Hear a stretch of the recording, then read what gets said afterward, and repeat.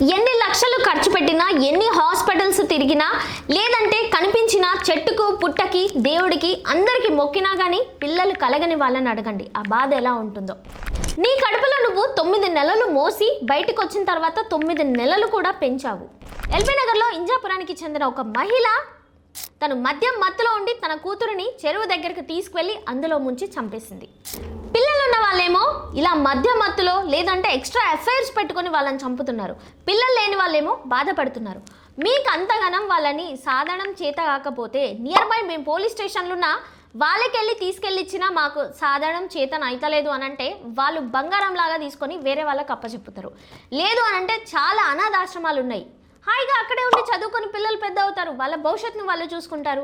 కానీ మీరు చేసేదానికి ఏమనాలి చెప్పండి? అసలు ఇలాంటి దుర్మార్గురాళ్ళకి దేవుడు పిల్లలు ఎలా ఇస్తున్నాడు అనేది నాకు అర్థం కావట్లేదు. ఈ ప్రపంచంలో ఏ ప్రేమకైనా కల్తీ ఉంటుందేమో కానీ అమ్మ ప్రేమకు మాత్రం కల్తీ ఉండదు. కానీ ఇలాంటివన్నీ చూసిన తర్వాత అమ్మ ప్రేమకు కూడా కల్తీ కలిగేటట్టు కొడుతుంది. మరి ఇలాంటి వాళ్ళని ఏం చేయాలో మీరే కామెంట్ చేయండి.